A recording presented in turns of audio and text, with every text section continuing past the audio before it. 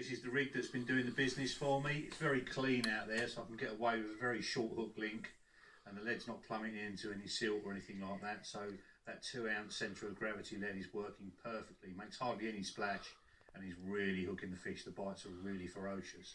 So to talk to you about the rig and how to tie it, because loads of people ask me this, it's made from fluorocarbon. You could use standard mono as well if you wanted to, but this is just stiff enough, so it pushes everything away from the lead and it reacts very quickly in the fish's mouth. We've seen from the underwater filming that as soon as this goes in, they just feel the hook straight away and they panic and they're off. And this is the actual rig that I caught the big plated on from St John's just across the road there, and that didn't like it at all. So first of all, you tie a whipping knot onto the shank of the hook and basically leave a big long tag end, because that is going to be your hook link. Once you've done that, you slide on a micro rig swivel, and the reason I use that rather than a ring is it allows the bait to turn without the hook turning at the same time, and that means as the hook turns into the mouth to catch hold, it hasn't got to drag the bait with it to do so, and I think that just makes it turn that little bit more aggressively. So the swivel goes on next, then you just tie the knotless knot. Make sure you always come through the eye, the point side. That's so important. It makes the hook turn down and catch hold. If you had it out the other way, the hook would turn up away from the fish's mouth, and you get loads of single beeps, or you bump fish off within like 30 seconds of hooking them where you haven't got a proper hook hold. So that's so important. On every rig, you must come through the point side of the eye.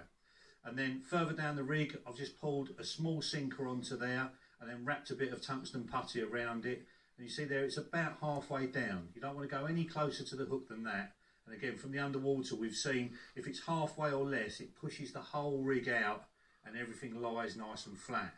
If you put it right down close to the hook, what happens is the hook end sinks first, and then you get a big loop of hook link up. So put it halfway down, maybe even a little bit less than that, and just slide that down because it's round that sinker. That's about the distance. And then at the other end, it's just tied onto a link loop, and it's tied with a 4 or 5 turn half blood knot. Very simple knot, probably the one you learned first when you started fishing. But the key to it is, once you've gone around and around and back through, is pull the tag end tight first. Pull it up as tight as you can and then tighten the knot. And what that does is it gives it a little bit of room to tighten. And can you see there, that hasn't kinked the line at all. So it's retained its breaking strain. And as we said, centre of gravity lead, I use this in virtually all of my fishing now. It's either this or a helicopter rig for me. Helicopter rig if it's weedy, this if it's not. And then that's connected to a lead clip system and a rubber connector onto some tungsten tubing, and that being heavy and thick stops the whole thing tangling in the air. Now let's look at the hook bait in particular. This is what I'm using on this particular session. So it's half a pop-up and then half a bottom bait, and I've even shaved the top off the pop-up so that it looks like one of the half baits that I'm feeding. They make almost no splash half baits, and if I can either